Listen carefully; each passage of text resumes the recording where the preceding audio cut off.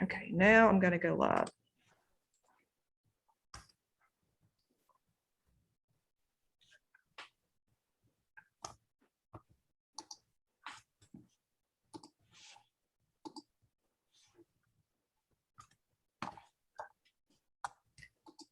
Good morning, everybody.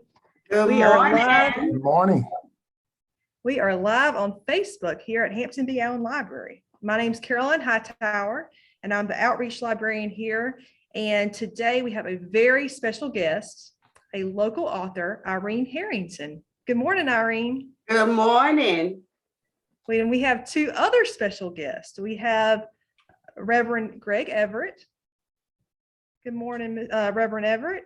Good morning, Carolyn. How are you doing?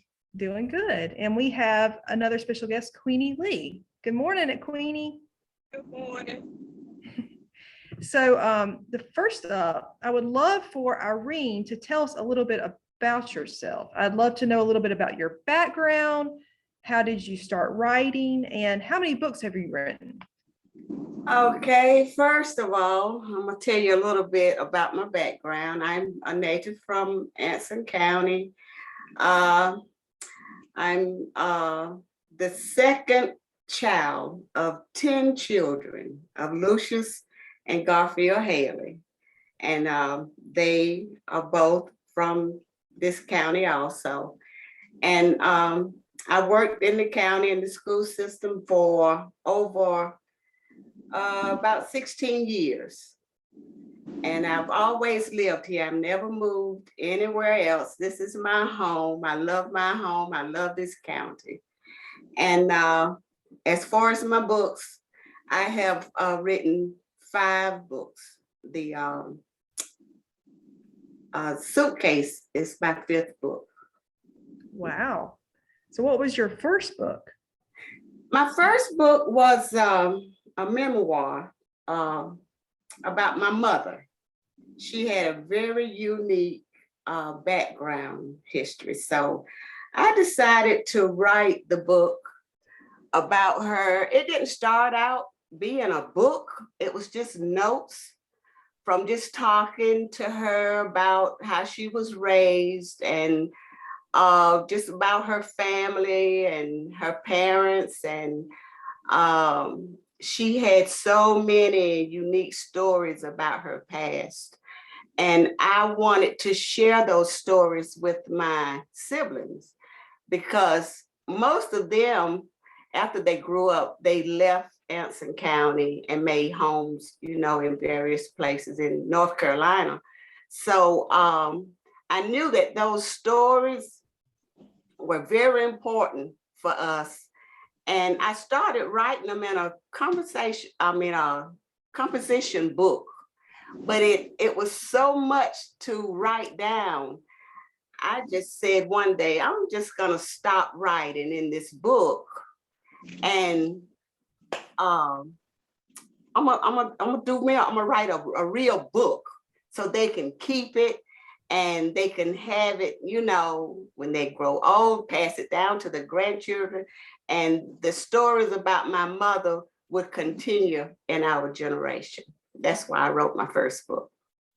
That's beautiful. Mm-hmm. So Reverend Everett, I would love to know a little bit about your connection to Irene. I am so thankful for this opportunity to be a part of this interview and you highlighting Miss Irene Harrington as an author today. My connection to her is I'm her pastor.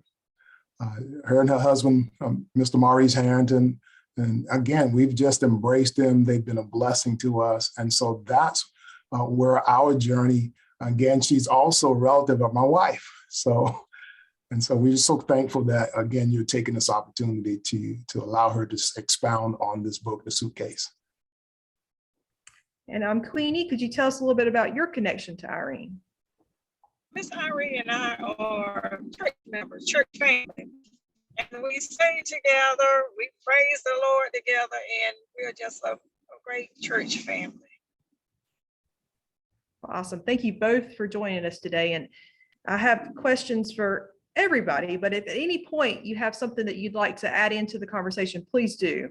Because I think all conversations are so much better when we all take part in it. So, The Suitcase. So this is your newest book, The Yes, Suitcase, and it happens to be about Mr. James Evans. And this is yes, a person that, if you're from Anson County, I think most people knew Mr. Evans and had a connection to him. yes. And in the introduction, there's a quote that I think is from Rosa Parks, but it says, "Memories of our lives, of our works, and our deeds will continue in others after we are gone." That's true.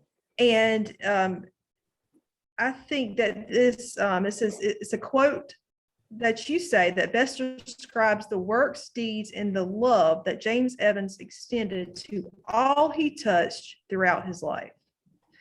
And personally, I agree with this completely. And I think everybody here in Anson has a memory or many memories of Mr. Evans. But I wondered, could you tell us a little bit about who Mr. James Evans was to you? And this can go to everybody. I'd like Irene to answer first, but if Pastor Everett and Queenie would like to answer as well, I would love to hear what you have to say. Okay, I met Mr. Evans years ago. I think the year was 1976.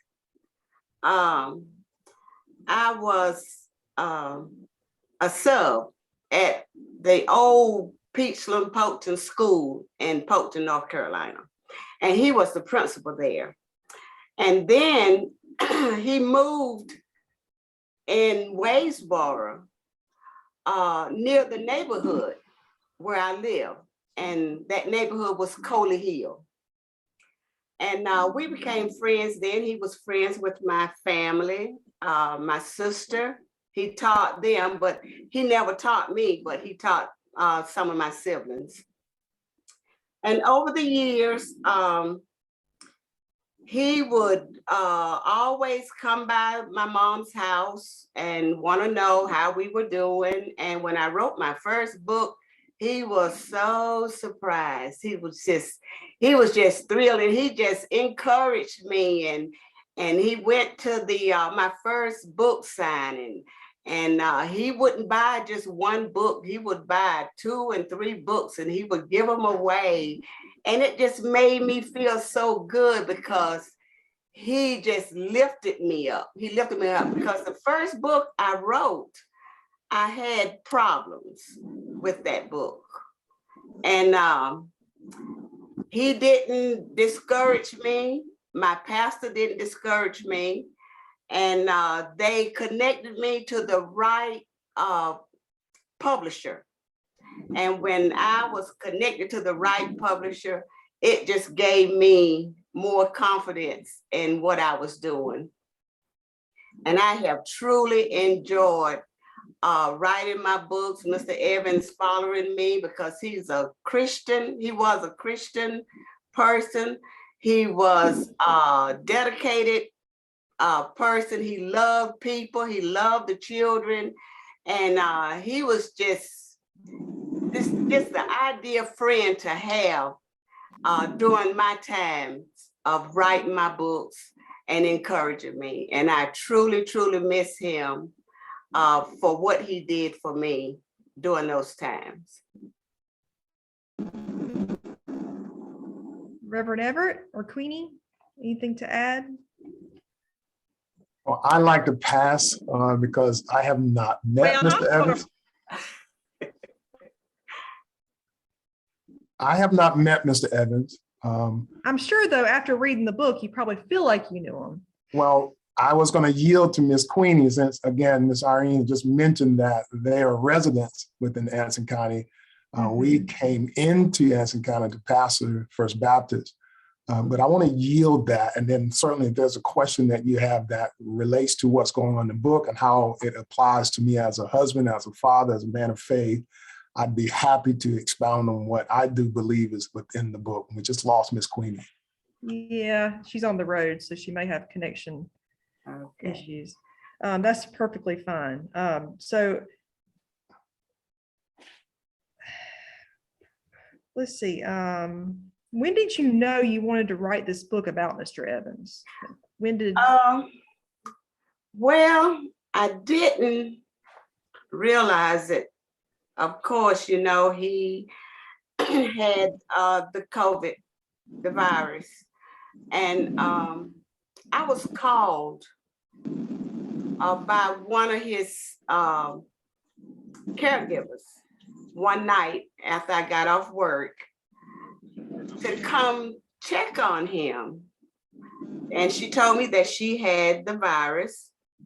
And so I guess, you know, I've never had a call from her before.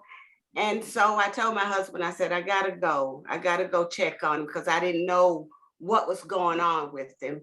So I went to his house that night, and he was sick, and I cared for him. And that was on a Thursday night. And the Friday night I went back and made sure that he had something to eat.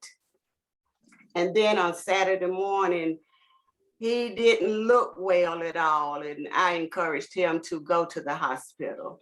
And getting back to the book, when he passed away, it was suddenly, we didn't expect him to leave so fast, but I was introduced to his nieces from Virginia. And in our cleaning and preparing and getting everything ready for his going home service, we had to go to the house and do a lot of going through his papers, going through his personal things. And they talked about their uncle, and they talked about him and what he did, and how good he was. And the idea was birthing in me then to write a book. And in our finding in some of his personal things, the girls were very excited about the things that he found. And I don't want to get into it too much because it's all in the book. So while they were finding those personal things of his, and after the funeral, and before they went back home, and before we said our goodbyes, I told one of the girls, I said, I'm gonna write a book. I'm gonna write a book. And they were just thrilled about it. And they helped me. They told me stories and whatever information I needed and whatever I asked for, they provided it for me, because he started searching for his background. He wanted to know about his ancestors. So he joined the ancestry.com. And so that's how I started the book. I started my book with his great grandparents and his grandmother, and it started in the 1800s. So I was just thrilled, you know, to find out so much about Mr. Evans. And I wanted the people here in Anson County to know that he wasn't just an educator. He wasn't just a quiet man. He never got married. He didn't have children. He wasn't just that. He was so much more than what we have seen in the natural eye of him. And that's why I wrote the book. I wrote the book to share with others, because I know a lot of people in Anson County really love Mr. Evans. And he has done so much for this county. He's done things that a lot of us don't even know of, because what he did it from his heart, and he did it secretly. Mm-hmm. So we'll break off for a second, and I think that would be a great chance to ask Reverend Everett and Queenie. I'm assuming you both read the book. So I would love to know your first impressions. I mean, not giving everything away, but your first impressions, which I might, with some of my questions, give some stuff away. But when you read the book, what was your first take on it? And why don't we start with Queenie this time, if you can. Maybe she can't hear us, or she may have frozen up. We'll start with Reverend Everett. Well, I can say this. This is not my first time reading one of her books. When you start reading, it's hard to put it down. It really was, for me, it just takes me back to times when I was growing up. It has such rich history within the writing to connect you. And the joy for me as I'm reading is she's bringing to life this vision, this intentionality and purpose of Mr. Evans. And I can't think of a better way to keep us reminded of, looking at people that are pillars in the community who are life change agents. And so as you read the book and you see this man just standing as a giant to the community and giving out of his resources, I think the value for me is to continue to see education being valued. And with that writing and what's in the book, I just want to say that there's so much more I could say, but as she said, don't give it away because you want people to buy the book. But again, just you can't put it down as you read. And again, I love how she allows you to stay engaged. And most of us are accustomed to long chapters, but she gives you enough to be hungry enough to keep moving on. So thank you for that. You're welcome. Queenie, can you hear us now? No, we can't hear you. I'm leaving and I'll be right back. Okay.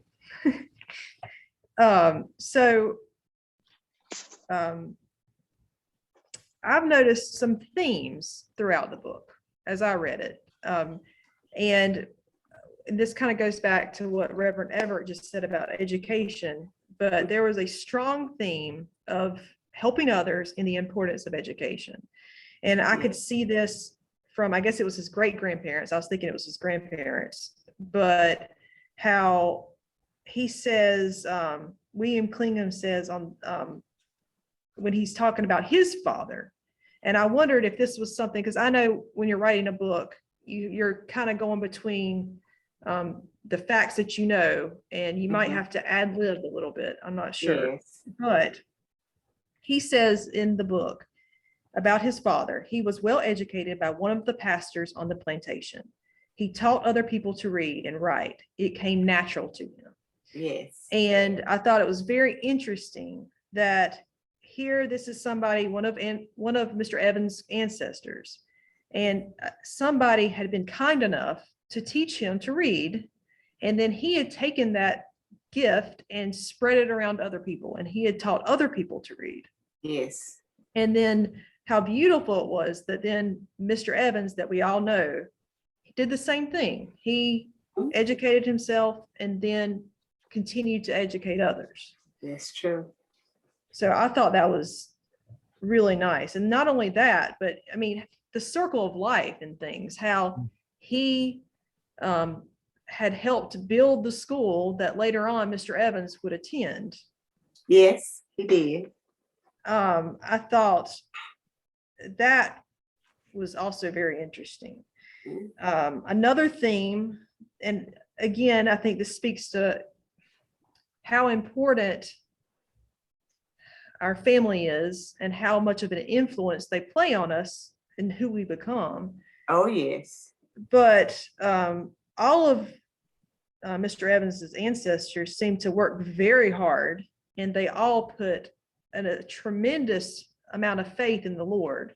Oh, yes. And that was something that you made sure to put out there for everyone to see, was that no matter what difficulties they faced, they would say, well, I'm going to put my faith in the Lord. That's true. And it always seemed to work out for them. Oh, yes. So I thought that was interesting. And something else that I thought was really interesting was how, and this has happened in my life too, I think people are meant to know each other, meant to be friends, or meant to play a role in other people's lives. And I thought it was really interesting how Mr. Evans had a connection to your family, Yes. Irene, Yes. and how it just kind of played out that, because I believe somebody in your family actually was the caregiver for his mother. Yes, that's true. And then you were here in Wadesboro and ended up working with Mr. Evans and then living near him, I believe, or Yeah, it just seemed to like, like y'all were meant to be friends. that's true. How did you feel about it? I mean, what did you talk about that a little bit? Yes, I thought about it and I went back to my faith. It was in the plan all the time. It was God's plan for me to help him and my sisters. And because like I said, he was a faithful person and he loved people. And I just think that God meant for him not to die in his home by himself. It was in God's plan for someone to take care of him, someone that he trusted, because he confided in me.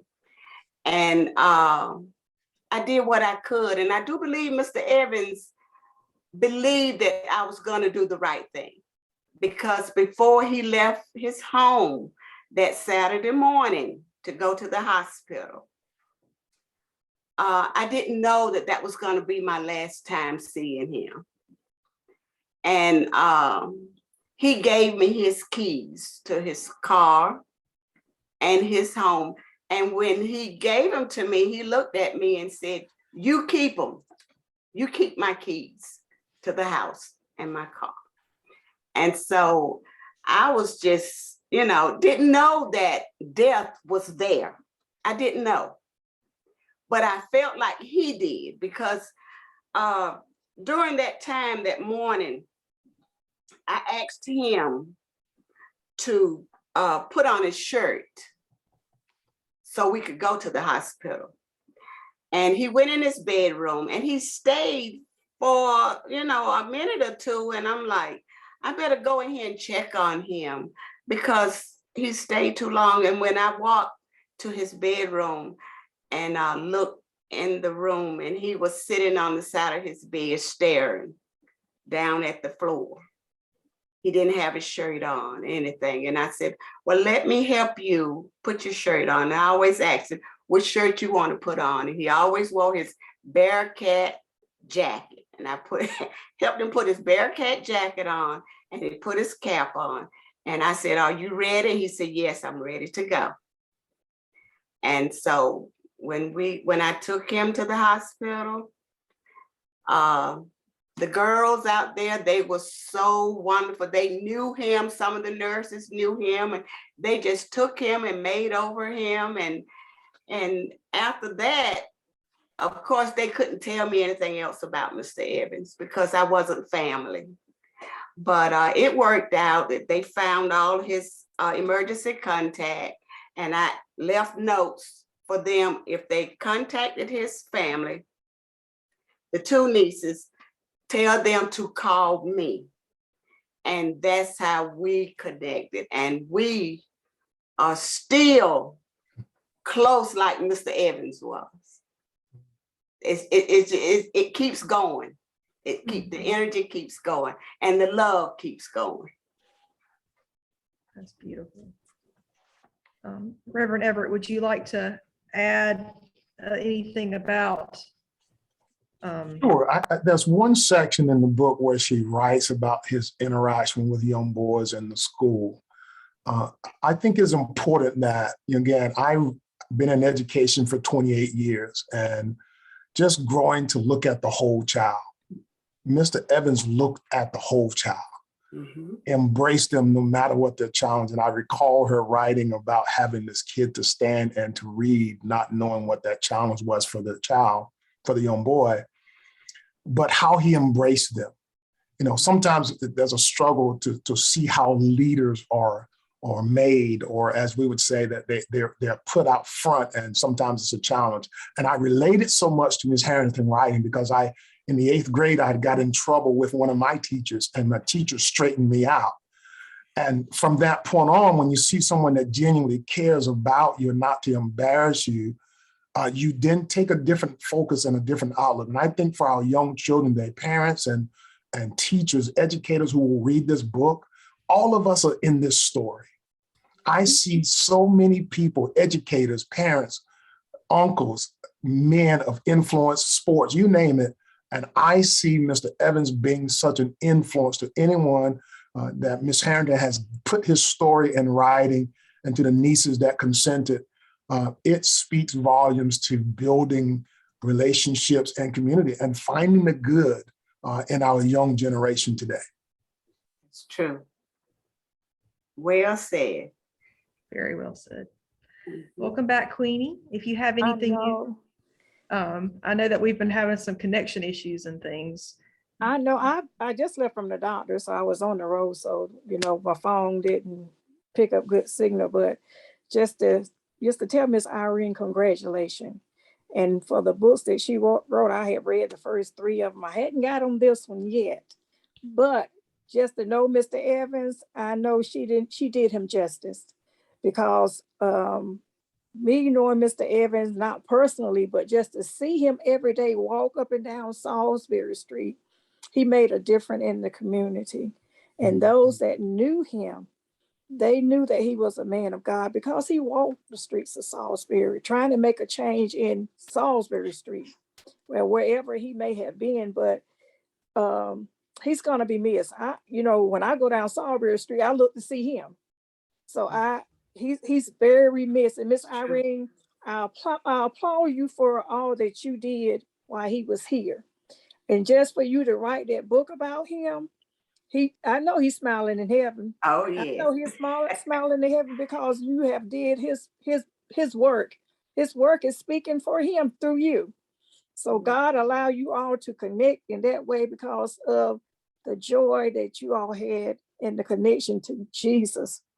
If it was not for Jesus and the love that you had for him, he said we can do nothing without him, but we can do all things through Christ who give us strength. So I applaud you and I commend you for the terrific, awesome work that you are doing writing your books. I know it has not been easy, but God has been guiding your step along the way. Thank you. Thank you so much. This is a random question that I had. In the book, his great grandmother works in a cafe in Louisville or Clemensville. It was his grandmother. His grandmother. Okay. Sarah, yes. And the cafe is owned by Mrs. Griffin. And then later on in the book, Mr. Evans actually takes his mother back to that same cafe, and they discover that Mrs. Griffin's daughter is still running it. Yes. And I wondered, is the cafe still there? And if so, what's the name of it? I have no earthly idea, because I had to do a lot of research in Winston-Salem. Mm-hmm. And I have no earthly idea if that restaurant is still there. It may be, I don't know. Well, I have a very good friend that lives in Louisville. So I thought, I kind of want to go to this cafe and see where Mr. Evans took his mother and where his grandmother worked. And I think it would be fun. So I may have to do some research myself. Okay. I hope it's still there. I do too. So are there any closing remarks that anybody would like to add? Well, go ahead, Reverend. Yeah, I feel like you can save all your closing remarks. Just let me get my Caroline again. Thank you for letting us be a part of this interview and the book. My closing remarks are this: the way that Irene connected the dots, and if you don't see God's plan at work, even through his grandmother, right up until his legacy of building the school. I mean, just reading that for me, I don't know what it does for anyone else that will read this, but that was a personal touch for me. just to see her connect this vision that his grandmother hopped on a bus, not knowing Mr. Clemens, and they get married. But most of all, this foundation of faith. I mean, it's a part of Mr. Evans' journey. And I often think about that. Sometimes we need to stop ourselves and really see how God connects us to be able to see such growth. And I'll close with this. I mentioned this in one of our services as we get older, I want us to recall the times that as we get older, it seems like there seems to be so much sadness. But for what Irene has done, there's joy for me that she's putting the light on his life and he finished well, despite the sickness. And I hope that that's what people will gain from this book is Mr. Evans finished well. Yes, he did. Yes, he did. Despite of the illness and whatever else we may encounter, the sadness and those things we see around us.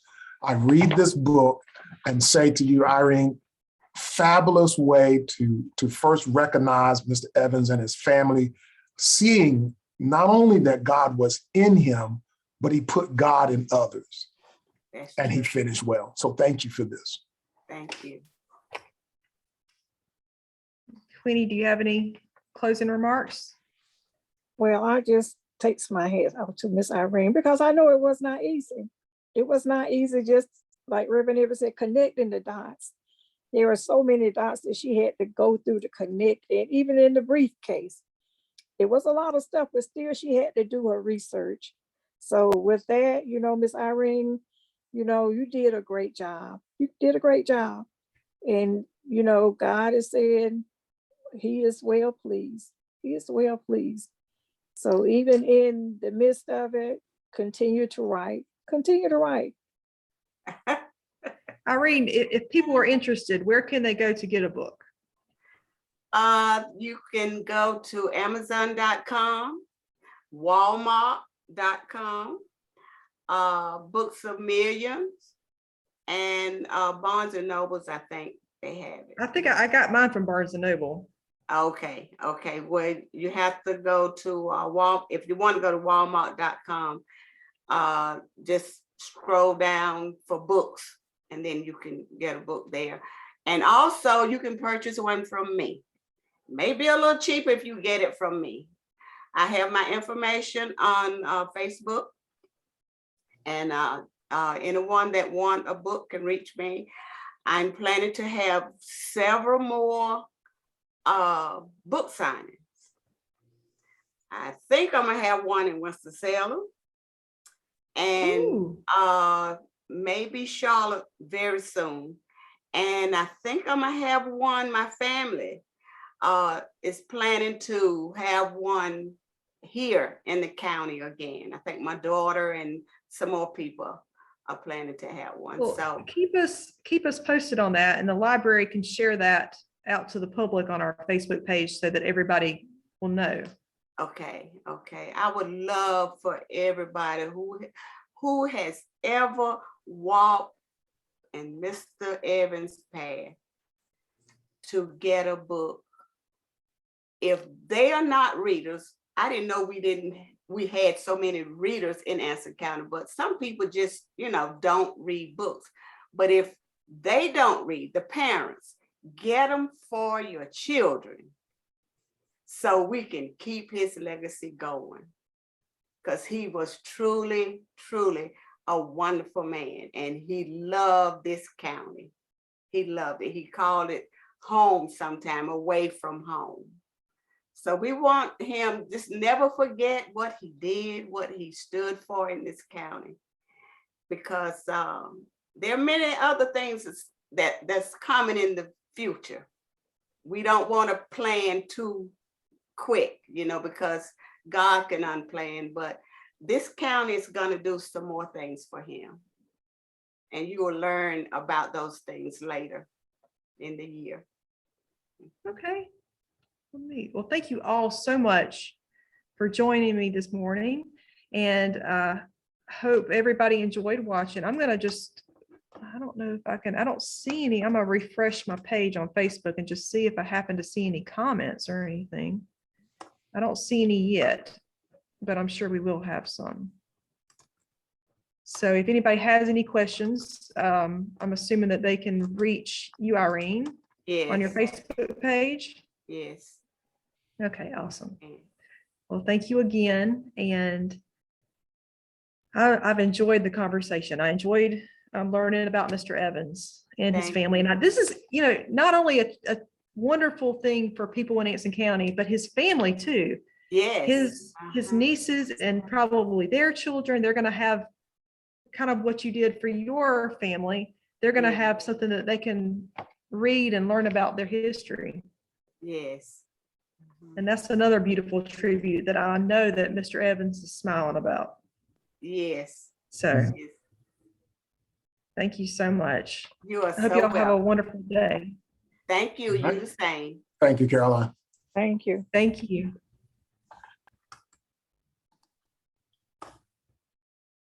Are we off? Are we off, Caroline? We are off of live and I'm just about to end the meeting. Is there anything? I appreciate you doing this so much. Thank you so much. This was my first time on Zoom. Oh, wow. Well, you did wonderful. But thank you so much.